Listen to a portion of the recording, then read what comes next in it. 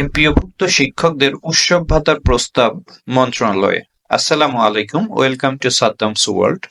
শিক্ষা সংক্রান্ত যাবতীয় সংবাদ পেতে আমার চ্যানেলটি সাবস্ক্রাইব করুন এবং পাশে থাকা বেল বাটনটি অন করে দিন। এবং এই ভিডিওটি যদি ভালো লাগে তাহলে লাইক, কমেন্ট এবং শেয়ার করে অন্যদের দেখার সুযোগ করে দিন।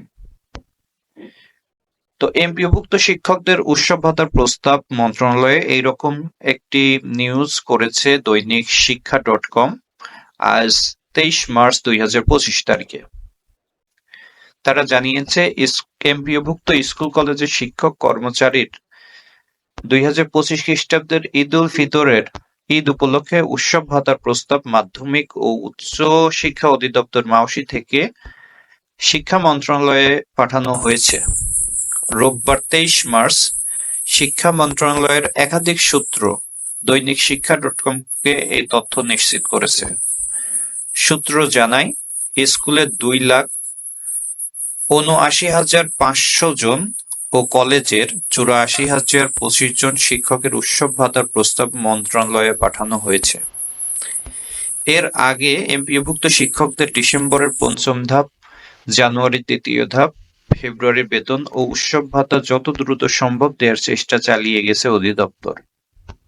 গত সপ্তাহে শিক্ষকদের এমপিও স্যারের প্রস্তাব মন্ত্রণালয়ে পাঠানো হয়। এ কাজের জন্য শুক্র ও শনিবারেও অধিদপ্তরের কাজ চলমান ছিল। মার্চ মাসের বেতন ঈদের আগে দেওয়ার জন্য কাজ করে যাচ্ছেন কর্মকর্তারা। জানা গেছে, জানুয়ারির প্রথম ধাপের এমপিও স্যারের মেসেজ 5 মার্চ শিক্ষকদের কাছে পৌঁছাবে। 25 ফেব্রুয়ারি স্কুল কলেজের মোট 3,84,761 জন শিক্ষক কর্মচারীর জানুয়ারির এমপিও অনুমোদন দেওয়া হয়। তার মধ্যে স্কুলের 2,68,234 জন ও কলেজের 80,527 জন শিক্ষক কর্মচারী রয়েছে। বেসরকারি শিক্ষা প্রতিষ্ঠানগুলো, স্কুল কলেজ এমপিওভুক্ত শিক্ষক কর্মচারীর জানুয়ারির আংশিক লট 1 মূল বেতনের 6% অবসর ভাতা তহবিলের চাঁদা বাবদ কর্তনকৃত 48,30,56,570 টাকায় ইফটির মাধ্যমে ছাড় করা হয়েছে।